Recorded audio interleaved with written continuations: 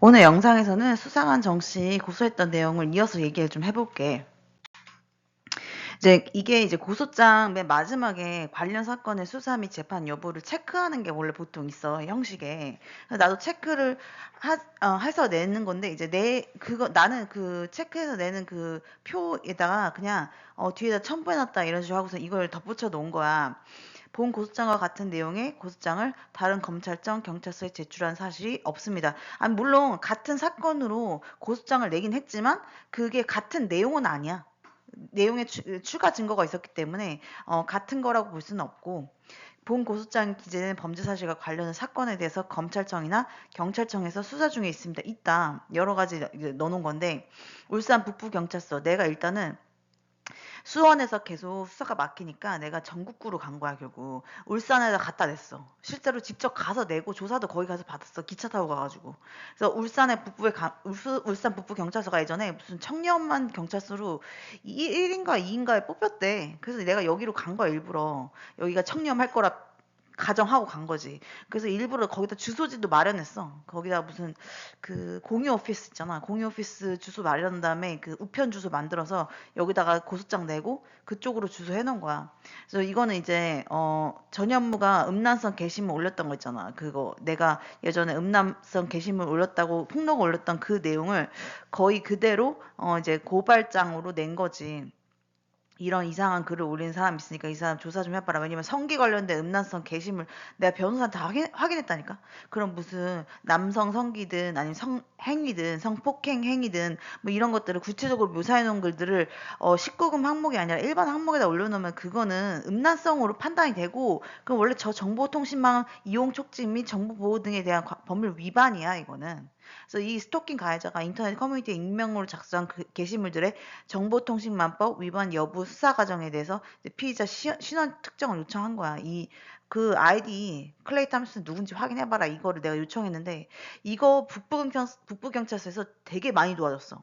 여기서 여자 수사관이 담당했었는데, 이 여자분이 그 뭐지, 영장 발부받으려고 2번이나 냈대, 검찰청에.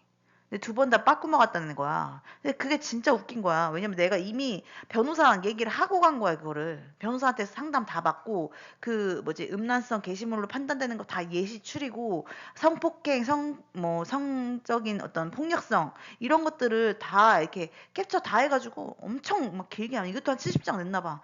이렇게 냈어. 그래서 그 여자 수사관이 처음에는 내가 전현무한테 스토킹 당한다는 걸 되게 의아하게 생각하다가, 그런 일이 진짜로 있다고요? 이러면서 막 납치감도 한다고 막 이렇게 막 하다가 나중에는 내 말을 믿는 거야. 어떻게 뭔가 내가 자료를 하도 많이 갖다 주고 이러니까 그냥 믿더라고. 그러더니만 자기가 알았다고 영장 발부 받아보겠다고 했는데 2번이나 신청했는데 2번 다 안 해줬다는 거, 검찰에서. 뭐 거기도 손은 썼던지 전현무가 그랬겠지. 왜냐면 누가 봐도 음란성 게시물을 올렸잖아. 남성 성기 길이 이런 거를 왜 걷다가 사회문화에다 올려. 그리고 거기다가 성폭행 행위를 묘사해놔, 글에다가. 막 여자가 막 당하고 있는, 성폭행 당하는 장면을 막 구체적으로 묘사한 글을 사회문화에다 왜 올려? 그러면서 둘이 뭐 결혼하기로 했답니다, 막 이런 글 올려놓고, 가해자랑 피해자가 결혼하기로 했다고 그딴 글을 올리는 새끼를 왜 조사를 안 해? 처벌을 해야지. 아무튼 그렇고, 서울 서대문 경찰서, 이거는 저번 영상에 잠깐 얘기했잖아. 이거랑 그 종로경찰서에 이 정씨 관련된 수사 관련해서 고소장이랑 동시에 냈어, 거의. 근데 이 서대문 경찰서 거는 이송이 돼버린 거야, 결국에는. 다시 화성으로 갔어.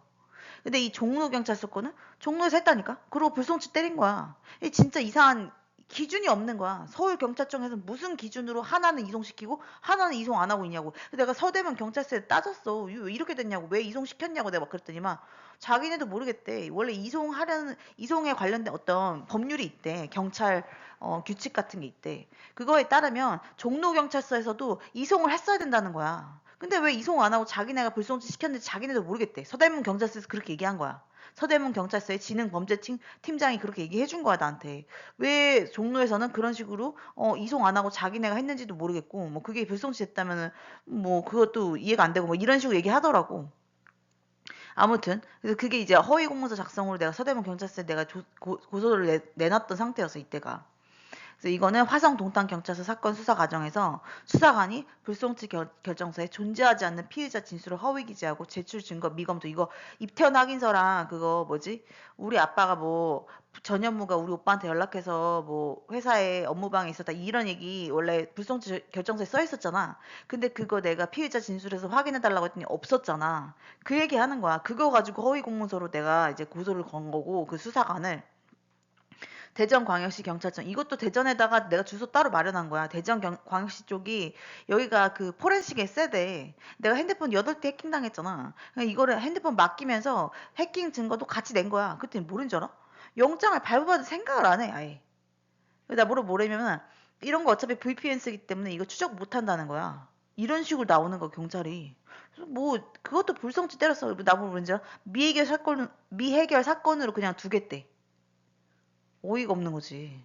이것도 60차례 이상 해킹 시도 정황 증거 자료 바탕으로 해커 특정 처벌 이거 지금 상급기관에 올렸어. 지금 불송치 이신청 해놨고 그래서 아마 한 거 같거나 이렇고 그리고 수원 고등검찰청에 이제 우리 아빠 관련된 것도 강요랑 협박 그다음에 뭐 업무방해 명예훼손 이거 있잖아. 이것도 뭐 결국에는 재항고까지 갔잖아. 내가 저번에 영상에서 공개했잖아. 이때 당시에만 해도 이제 항고 중이었던 거지. 이거 관련된 거 있었고 보험고소장이 기재된 범죄 사실과 관련된 사건에 대해서 이거 스토킹 관련해서 법원에서 민사소송 이거는 그 SK 김태훈 있잖아.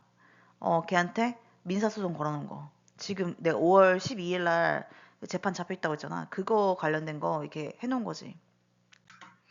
입증 자료로다가 이제 윗집에 붙였던 포스트잇 그 사진 그거 정보공개 청구해서 받은 거 내가 찍어놨던 거 있지만 찍어놨던 것도 있고 정보공개 청구해가지고 공식적으로 온 답변에 이게 윗집에 포스트잇 내가 붙였던 거를 이제 경찰이 이제 증거로 사건에다 첨부해놨던 거 그거를 내가 정보공개 청구해서 받은 내용을 참고자로 냈고 그다음에 CCTV 영상 부존재 내가 찍힌 영상 없는데 나를 특정했다 그랬잖아. 그거에 대한 답변 그다음 피고소인과의 통화. 그러니까 우리 아빠랑 왜 연락했냐 이러고 우리 아빠 뭐 연락처 어떻게 취득했냐 그런 거에 대해서 막 내가 전화 통화를 했단 말이야 이 수사관 정 씨랑 그거의 통화 녹취록 뭐 녹음 파일도 있는데 녹음 파일 따로 안 내고 녹취록 낸 거야 일단은 정보공개 청구 답변 붙인 연락처 적힌 고소장이 부존재하다 이런 거 국민신문고 답변 붙인 연락처가 112 신고 당시에서 취득했다는 답변인데 이것도 뭐 결국엔 부존재 나왔다니까. 그래서 내가 그거를 확인하려고 다시 정보공개 청구했더니 없대잖아. 불기소 처분 결정서 답변. 붙인 연락처 스토킹 관련 경찰 상담 내역에 취득했다는 답변을 불기소 처분 결정서에서 얘기했단 말이야.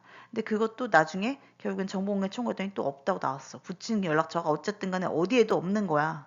공문서에는.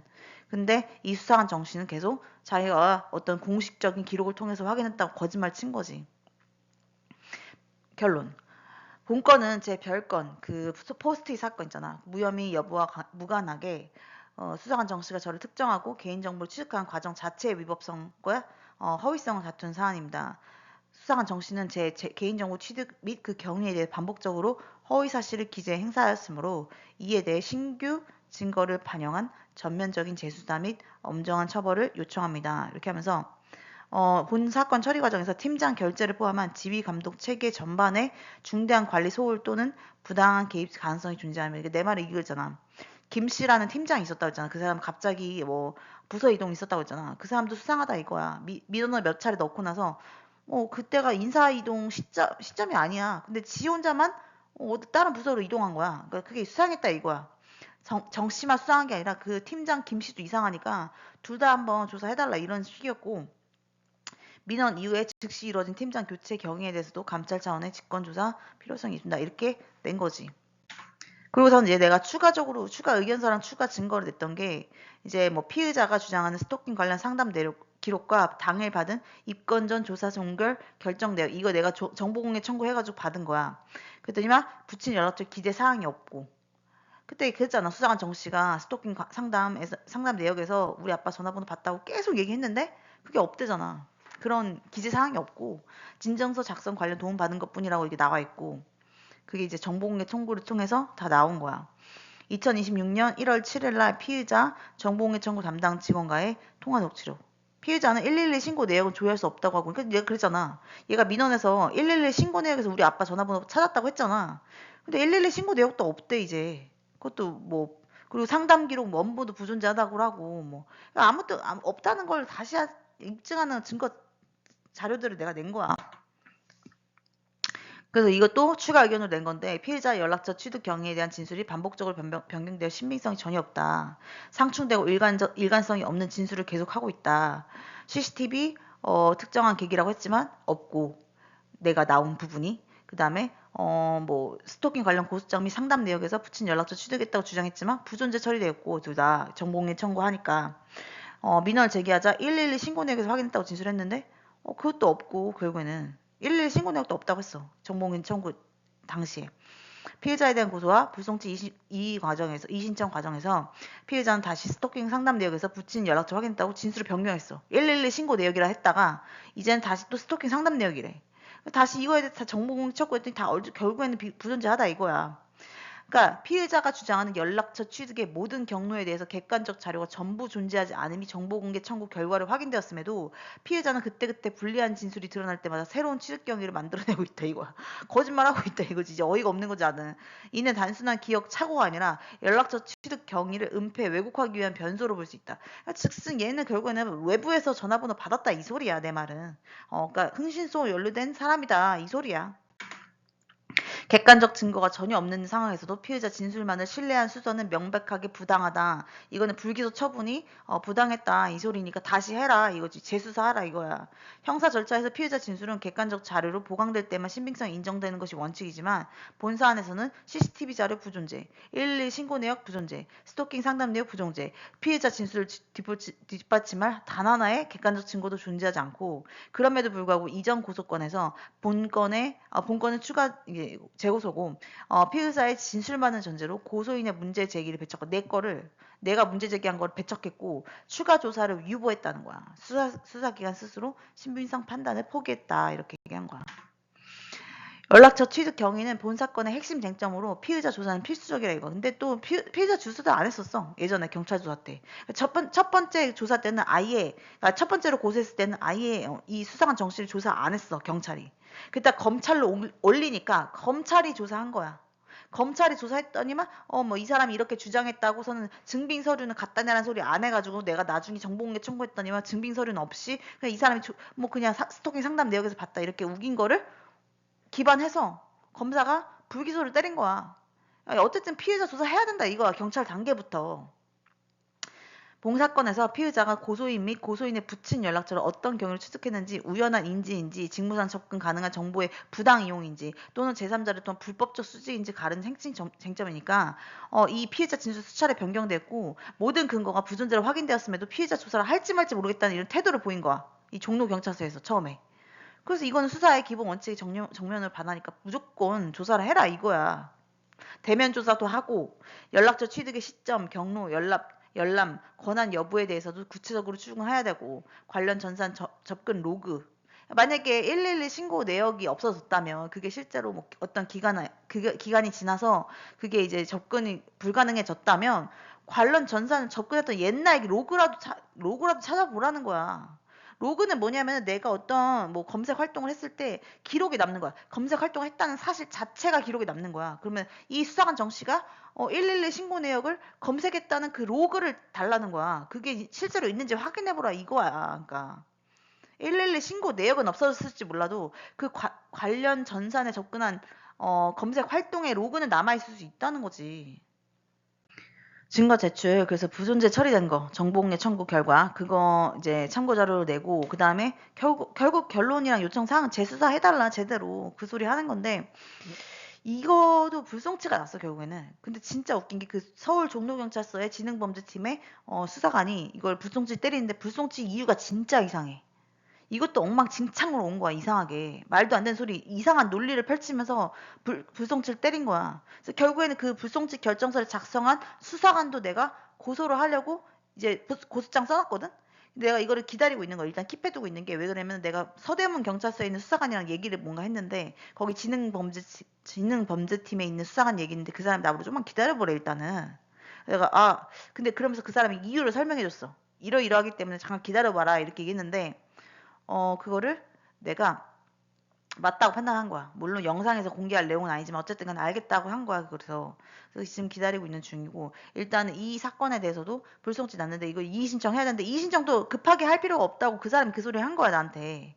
그래서 내가 이의 신청 안 하고 기다리고 있는 거고 어쨌든 이의 신청을 어떻게 해야 될지는 이미 다 정리해 놓은 거야 내가. 근데 아직 내질 않은 거지. 그리고 그 불송치 결정서 작성한 수사관도 고소하려고 일단 준비해 놓은 거지 지금.